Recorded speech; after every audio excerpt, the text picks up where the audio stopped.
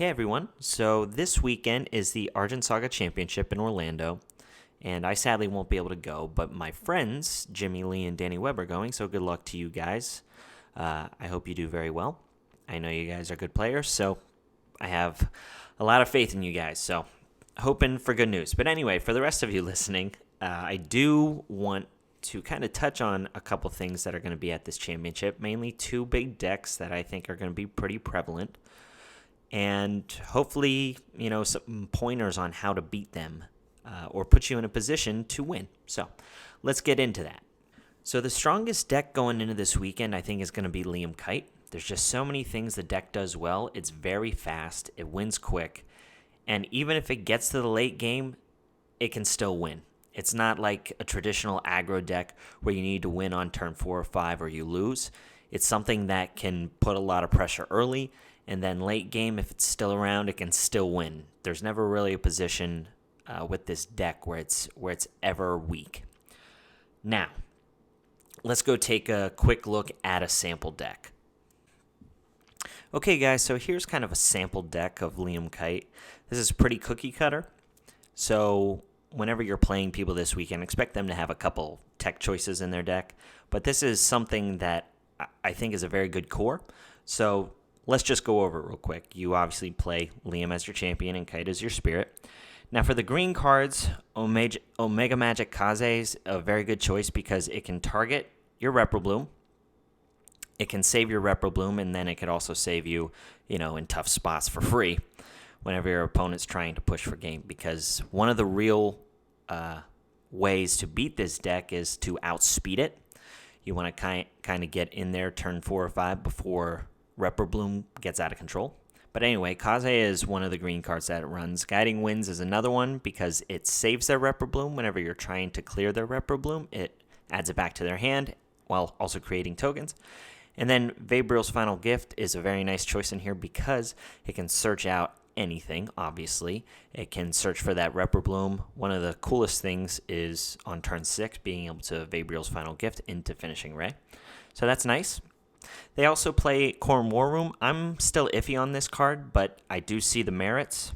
Being able to have any of your gears cost essentially 0 if you have 2 on the field can really make things get a little out of control. And then being able to sacrifice it to attach the gears from the grave are really nice, especially for something like Shining Shard Dagger, giving things quickness and really getting in there and having an aggro approach early game is really nice. And then it lets you kind of steal games as well by utilizing your discard zone. So definitely a decent option. Finishing Ray, obviously, for any of those big guardians trying to get in your way, like Juggernaut.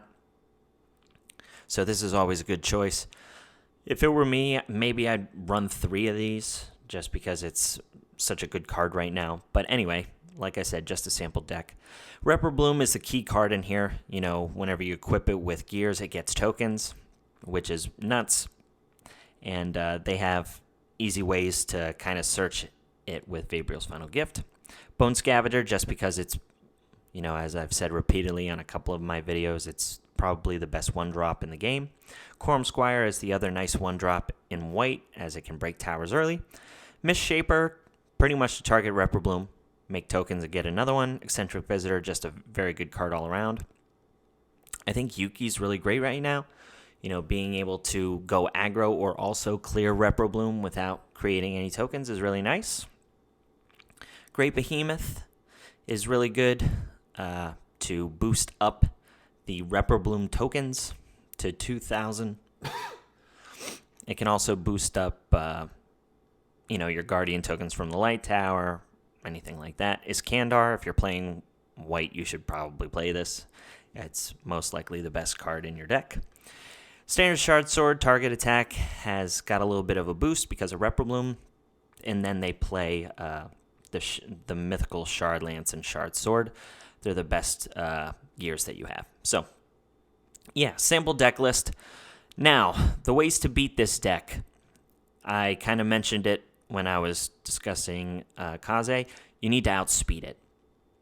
That's one of the main ways to beat this deck. So anything extremely aggro, Rain Sola, maybe not my version, but other versions of Rain Sola can definitely outpace this. I'm trying to make mine faster to consistently outpace this. That's one way. Aragon also can do that because Shade is fantastic, and that's actually the next deck we'll talk about. But outpacing it is one way, and then the other way is another reason why I think Aragon is pretty good is because you want to pitch cards out of their hand, a little bit of hand control. And Dark can do that pretty well, especially Aragon Luna. And also, it can outpace it. So, kind of double feature there. So, Hoenna could be a decent option with all of the Golems. It could be very slow. You could have a very hard time getting that deck going. But that's another great way to kind of beat this deck is to manipulate their hand size. So, those are the two key ways I would suggest on beating this deck. It's essentially outpacing it or trying to get rid of their hand, so they can't even get Repperbloom out, or have some kind of combination with Repperbloom, and then using the Gears to create tokens. So outpace or deal with the hand.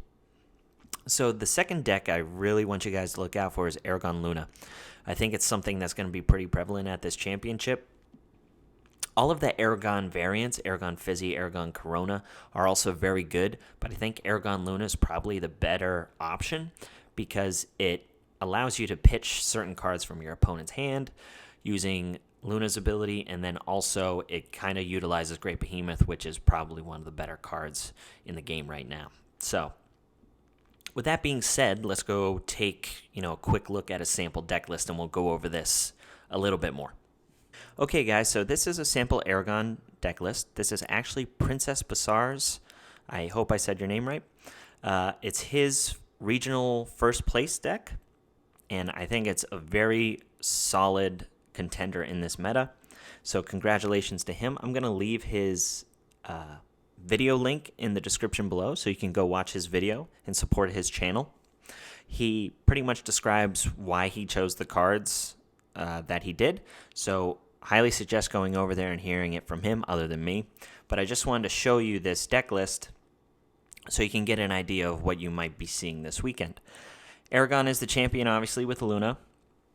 Now, this deck revolves around the discard zone, right? So you run cards like Shade of the Silver King to bring it out early with that Destroyer effect, break towers quickly. It also has target attack, which is pretty relevant in this meta, and then also the Guardian ability. It also runs Hoenna to, pretty much bring out all of your big guys for cheap and early. So very nice. It also runs Ghostly Demise, which is a free token clear. Essentially, it costs 2, and you can clear all tokens. Treat sends anything you need to the discard zone, and that pairs well with all of the Gargoyle cards down here. So Granite Gargoyle being in your discard zone is nice because you can add it to your hand by discarding things out of your hand that you might not want there, like Shade. If you have Shade in your hand, that's not good. And then it also sends cards to the discard zone, which is the key point of this deck. It also utilizes Pewter Gargoyle, which is something that hasn't really been used up until now. It's a little weenie 500 guy that comes out for free whenever your opponent discards a card from their hand. This is used in tandem with Obsidian Gargoyle. Whenever it's sent to the discard zone, it comes out free. So a lot of units coming out for free in this deck to kind of poke and scout some key towers early. And they utilize that with Great Behemoth to make them even stronger. So, along with Mutation. So you get a bunch of weenies out on the field, and then, again, Great Behemoth comes out and boosts them up. You kind of see this strategy in a couple decks in the meta right now, and this is another one that utilizes it pretty well.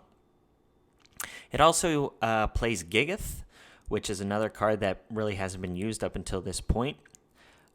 With that, Gigeth, you put protection counters on things so you can protect your Shade against the Fire Tower, which is very nice. And it's, a quick effect, so whenever they're trying to kill Shade or something like that, you can also bring out Gigeth. Now you run Katrina, Demon of the Evil Eye, and then Catastrophe Demon for a couple reasons. Demon of the Evil Eye is great because obviously you pick cards out of your opponent's hand while drawing. Catastrophe Demon kind of slows down the aggro decks because everything comes in to play tapped whenever they play it, which is nice. And Katrina is pretty much just there for her cost of 5. So Gigith can come out of the discard zone by discarding dark units that cost exactly 10. So it can't be, more. So it can't be 11 cost or 12 cost. It needs to be exactly 10. So you play a bunch of 5 cost dark units to bring Gigith out from the discard zone and give something that protection counter. So very nice. It obviously plays the Shrieker to send the top 3 cards. So a very low cost option to kind of assist with Aragon's ability by sending the top 2 cards. You want as many cards in your discard zone as possible to get your Shade going and making your Hoenna as useful as possible. So this deck. I think it's a strong contender for 2 reasons. We touched on it when I was going over the Liam deck. It's very fast, and it helps with a little bit of hand control utilizing Luna, and also getting additional benefit from that with Peter Gargoyle. So those 2 things, obviously it tries to outspeed more so than take care of the hand, but this is one of the powerhouses of the meta, and I think this is going to go toe-to-toe with Liam Kite. So this was the second deck. Now let's maybe look at some good side deck cards against Liam Kite and also Aragon Luna that you guys should be looking into for this weekend. So the first card I want to go over for your side deck is Silverstone Sentinel.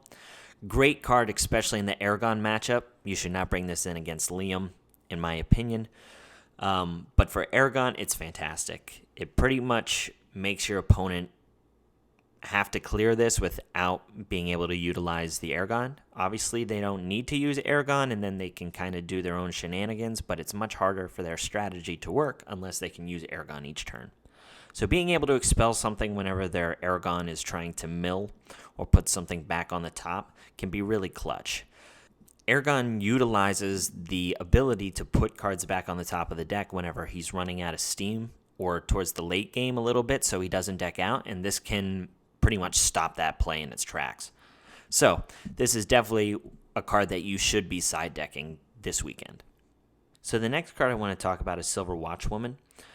Pretty versatile right now. A couple things. It's good in aggro, but it can also be good in tempo or control because of that target attack ability, which, as I've stated multiple times, has definitely increased in value since Rebel Bloom came out.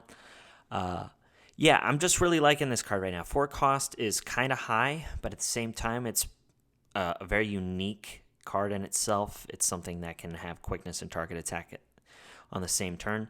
So Silver Watchwoman, I think, is a definite side deck card unless, you're main decking it, of course.